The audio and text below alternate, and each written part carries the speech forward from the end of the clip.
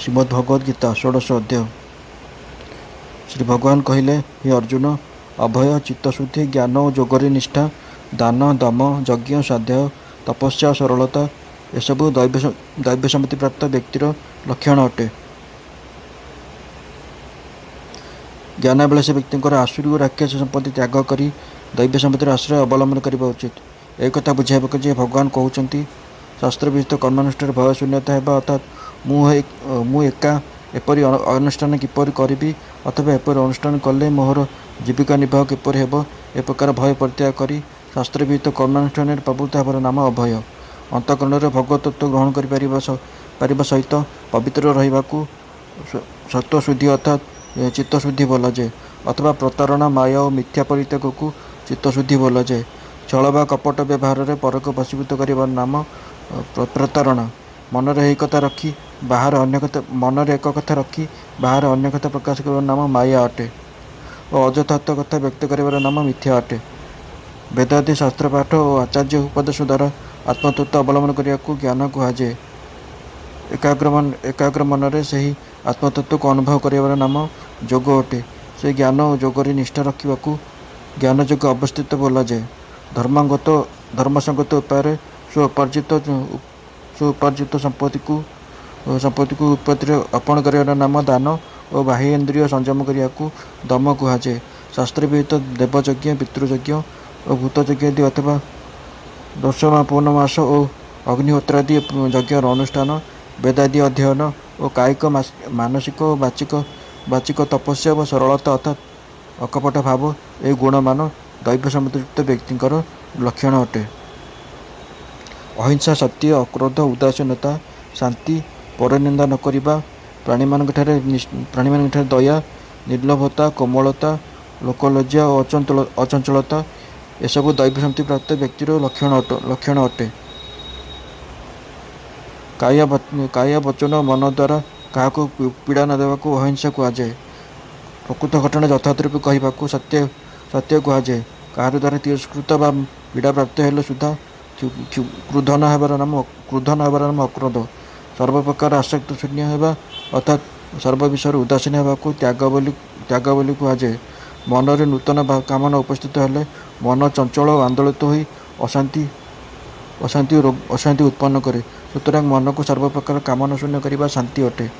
କୌଣସି ବ୍ୟକ୍ତି ଉପସ୍ଥିତ ନଥିବା ସମୟରେ ତାହାର କୁଚ୍ଛା ବା ନିନ୍ଦା କରିବାକୁ ପୈଶୂନ୍ୟ ବୋଲି କୁହାଯାଏ।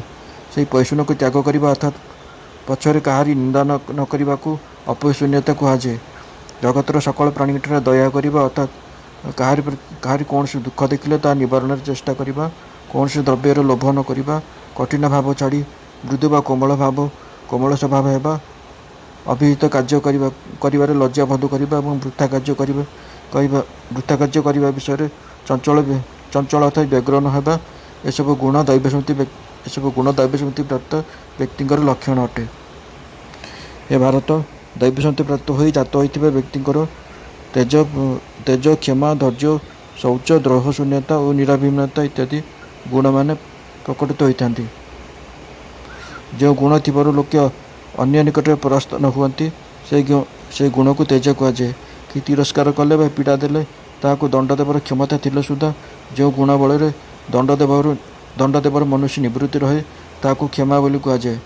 ଦୁଃଖାଦି ଦ୍ୱାରା ଚିତ୍ତ ଅବ୍ୟବସ୍ଥା ତଥା ଗ୍ଳାନିଯୁକ୍ତ ହେଲେ ଯେଉଁ ବୃତ୍ତି ଦ୍ୱାରା ତାକୁ ସ୍ଥିର ରଖାଯାଏ, ସେହି ବୃତ୍ତିର ନାମ ଧୃତି। ହୀନାଦି ଦ୍ୱାରା ବାହ୍ୟର ଓ ସତ୍କର୍ମାଦି ଅନୁଷ୍ଠାନ ଦ୍ୱାରା ଅନ୍ତଃକରଣରେ ଯେଉଁ ପବିତ୍ରତା ସମ୍ପାଦିତ ହୁଏ, ତାହା ଶୌଚ ନାମରେ ପରିଚିତ। କୌଣସି ପ୍ରାଣୀ ସହିତ ବିରୋଧ ନ କରିବା ଅର୍ଥାତ୍ କାହାରି ଅନିଷ୍ଟ ଇଚ୍ଛା ନ କରିବାକୁ ଅଦ୍ରୋହ କୁହାଯାଏ। ଜଗତରେ ମୁଁ ଜଣେ ପୂଜ୍ୟ ବ୍ୟକ୍ତି ଇତ୍ୟାଦି ଏ ପ୍ରକାର ଅଭିମାନୀ ତ୍ୟାଗ କରିବାକୁ ନାତିଭିମାନତା ବୋଲି କୁହାଯାଏ ଅର୍ଥାତ୍ ନିରାଭିମାନତା ବୋଲି କୁହାଯାଏ। ଯେଉଁମାନେ ଦୈବ୍ୟ ସମ୍ପତ୍ତି ପ୍ରାପ୍ତ ହୋଇ ଜାତ ହୋଇଥାନ୍ତି ଅର୍ଥାତ୍ ସାତ୍ତ୍ୱିକ ଲୋକ ଅନୁସାରେ ଦେହ ପ୍ରାପ୍ତ ହୋଇଥାନ୍ତି, ସେମାନଙ୍କର ଅଭୟଠାରୁ ଜାତି ନା ଅଭିମାନତା ପର୍ଯ୍ୟନ୍ତ ଏହି 26 ପ୍ରକାର ଗୁଣ ବିଦ୍ୟମାନ ଥାଏ।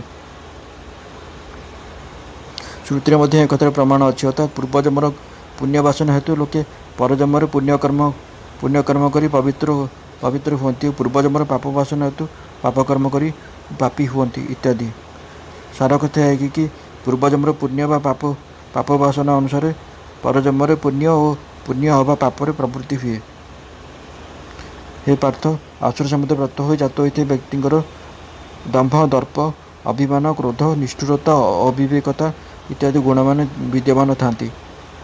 ସଂସାର ବନ୍ଧନ ଚିତ୍ତ ହେତୁ ଯେ ତାମସୀ ଓ ତାମସୀ ବାସନା ତାହାକୁ ଆସୁର ସମ୍ପଦ ବୋଲି କୁହାଯାଏ। ଯେଉଁ ବ୍ୟକ୍ତି ସେହି ଆସୁରୀ ଭାବ ଗୁଣଯୁକ୍ତ ହୋଇ ଜାତ ହୁଏ ଅର୍ଥାତ୍ ରାଜସୀ ବା ତାମସୀ ବାସନା ଅନୁରୂପ ସେହି ଗୁଣକୁ ପ୍ରାପ୍ତ ହୋଇଥାଏ, ତାହାର ଦମ୍ଭ ଦର୍ପାଦି ଗୁଣମାନ ଜାତ ହୋଇଥାଏ। ଦମ୍ଭ ଦର୍ପାଦିର ବିଶେଷ ବିବରଣ ବିଶଦ ବାକ୍ୟରେ ଏହି ପ୍ରକାର ବର୍ଣ୍ଣନା କରାଯାଇଛି। ହେ ଆଶ୍ରବ, ହେ ପାଣ୍ଡବ, ଦୈବ ସମ୍ପଦ ମୁଖ୍ୟ ନିମିତ୍ତ ଓ ଆସୁର ସମ୍ପଦ ବନ୍ଧନ ନିମିତ୍ତ ପ୍ରସିଦ୍ଧ ଅଟେ। ତେବେ ଦୈବ ସମ୍ପତ୍ତି ଅବଲମ୍ବନ କରି ଜାତ ହୋଇଛ, ଅତଏବ ଶୋକ କର ନାହିଁ। ଶ୍ରୀ ଭଗବାନ କହିଲେ, ପାଣ୍ଡବପୁତ୍ର ଅର୍ଜୁନ, ସାତ୍ୱିକ ବାସନା ବା ଦୈବ ସମ୍ପଦ ମୋହ ପାଇଁ ପ୍ରସିଦ୍ଧ ଅଟେ। ଅର୍ଥାତ୍ ଯେଉଁମାନେ ଦୈବ ସମ୍ପଦ ଅବଲମ୍ବନ କରି ଜନ୍ମଗ୍ରହଣ କରିଛନ୍ତି ସେମାନେ ଅବକ୍ଷୀ ଓ ସତ୍ତ୍ୱ ସମ୍ପଦ ପ୍ରଭୃତି ପ୍ରଥମ ଗୁଣ ଦ୍ୱାରା ଯୁକ୍ତ ହୋଇଥାନ୍ତି। ଆସୁର ସମ୍ପଦ ବା ରାଜସୀ ଗୁଣ ଦ୍ୱାରା ପ୍ରାପ୍ତ ହୋଇଥିବା ବ୍ୟକ୍ତି ଆସୁର ସମ୍ପଦ ଗୁଣଯୁକ୍ତ ହୋଇଥାନ୍ତି। ଅର୍ଥାତ୍ ଯେଉଁମାନେ ରାକ୍ଷସୀ ବା ଆସୁରୀ ବାସନା ଅବଲମ୍ବନ କରି ଜନ୍ମଗ୍ରହଣ କରିଥାନ୍ତି ସେମାନେ କ୍ରମାଗତ କର୍ମବନ୍ଧନରେ ପଡ଼ି ଏପରି ଆବଦ୍ଧ ହୋଇଯାଆନ୍ତି ଯେ ମୋକ୍ଷ ପ୍ରାପ୍ତି ସେମାନଙ୍କ ପକ୍ଷରେ କଷ୍ଟସାଧ୍ୟ ହୋଇପଡ଼େ। ଏଥିରେ କାଳେ ଅର୍ଜୁନଙ୍କର ଉପରେ ସନ୍ଦେହ ହେବ ଯେ ମୁଁ ସାତ୍ୱିକ ବାସନା ଅବଲମ୍ବନ କରି ଜନ୍ମଗ୍ରହଣ କରିଛି ନା ରାକ୍ଷସୀ ଗୁଣଯୁକ୍ତ ହୋଇ ଜନ୍ମଗ୍ରହଣ କରିଛି, ଅର୍ଥାତ୍ ମୁଁ ମୁଖ୍ୟ ଲାଭର ଅଧିକାରୀ କି ନା। ସେଥିପାଇଁ ସେ ଭଗବାନ କହୁଛନ୍ତି, ହେ ପାଣ୍ଡବ, ତୁମେ ଶୋକ କର ନାହିଁ, ଯେହେତୁ ତୁମେ ଦୈବ ସମ୍ପଦ ଅର୍ଥାତ୍ ସାତ୍ୱିକ ଗୁଣ ଅବଲମ୍ବନ କରି ଜନ୍ମଗ୍ରହଣ କରିଛ। ପାଣ୍ଡୁଙ୍କର ସମସ୍ତ ସନ୍ତାନ ଦେବାଂଶରେ ଜାତ ବୋଲି ଦୈବ ସମ୍ପତ୍ତି ବିଶିଷ୍ଟ, ଅତଏବ ତୁମ୍ଭେ ମଧ୍ୟ ଦୈବ ସମ୍ପତ୍ତି ଯୁକ୍ତ ଅଟ। ତୁମର ଚିନ୍ତା କରିବା ନିଷ୍ପ୍ରୟୋଜନ। ହେ ପାର୍ଥ, ଏହି ଲୋକରେ ଦୈବ ଓ ଆସୁରୀ ନାମରେ ଦୁଇ ପ୍ରକାର ଜୀବ ପ୍ରସିଦ୍ଧ ଅଟନ୍ତି। ତନ୍ମଧ୍ୟରୁ ଦୈବ ସୃଷ୍ଟି ଅର୍ଥାତ୍ ଆମ୍ଭେ କିଞ୍ଚିତ୍ ରୂପେ ରହିଅଛୁ, ଏବେ ତାହାର ସୃଷ୍ଟି ଆମ୍ଭଠାରୁ ଶୁଣ। ଯେଉଁମାନେ ସ୍ୱଭାବରେ ରାଗଦ୍ୱେଷାଦିକୁ ଜୟ କରି ଶାସ୍ତ୍ରବିହିତ ସକାମ ଅନୁଷ୍ଠାନ ଦ୍ୱାରା ଧର୍ମପରାୟଣ ହୁଅନ୍ତି ସେମାନେ ଦୈବ ସମ୍ପତ୍ତି ଯୁକ୍ତ, ଏବଂ ଯେଉଁମାନେ ସ୍ୱାଭାବିକ ରାଗଦ୍ୱେଷାଦିରେ ଯୁକ୍ତ ହୋଇ ଶାସ୍ତ୍ର ବି ନିଷିଦ୍ଧ କର୍ମର ଅନୁଷ୍ଠାନ କରନ୍ତି ସେମାନେ ଅସୁର ଭାବାପନ୍ନ ଅଟନ୍ତି। ଏ ସ୍ଥଳରେ ଏପରି ଆପତ୍ତି ହୋଇପାରେ କି ଦୈବୀ, ଆସୁରୀ ଓ ରାକ୍ଷସ ଏପରି ତିନି ପ୍ରକାରର ବର୍ଣ୍ଣନା ଥିବା ତେଳେ ଏ ଶ୍ଲୋକରେ କେବଳ ଦୈବ ଓ ଆସୁରୀ ସ୍ୱଭାବର ବର୍ଣ୍ଣନା କାହିଁକି କରାଯାଇଛି? ତାହାର ଉତ୍ତରରେ ଏହି କଥା କୁହାଯାଇପାରେ ଯେ ଆସୁରୀ ଓ ରାକ୍ଷସୀ ଦୁଇ ପ୍ରକୃତିଯାକ ମୁଖ୍ୟ ବିରୋଧୀ ବୋଲି ଏ ସ୍ଥଳରେ ଏହି ଦୁଇ ପ୍ରକାରକୁ ଗୋଟିଏ ଆସୁର ସ୍ୱଭାବ ନାମରେ ବ୍ୟାଖ୍ୟା କରାଯାଇଛି। ଅସୁର ପ୍ରକୃତିର ମନୁଷ୍ୟମାନେ ଧର୍ମର ପ୍ରବୃତ୍ତି ଓ ଅଧର୍ମର ନିବୃତ୍ତି ଜାଣନ୍ତି ନାହିଁ, ଆଉ ସେମାନଙ୍କଠାରେ ଶୌଚ, ଆଚାର ଓ ସତ୍ୟ ରହେ ନାହିଁ। ଦମ୍ଭ ଦର୍ପାଦି ଆସୁର ସ୍ୱଭାବଯୁକ୍ତ ମନୁଷ୍ୟମାନଙ୍କର ବିହିତ କର୍ମର ପ୍ରବୃତ୍ତି ନଥାଏ କି ନିଷିଦ୍ଧ କର୍ମ ନିବୃତ୍ତି ହୁଏ ନାହିଁ, କାହିଁକି ନା ସେମାନେ ଧର୍ମ ଜାଣନ୍ତି ନାହିଁ କି ଧର୍ମ ପ୍ରତିପାଦକ ବେଦାଦି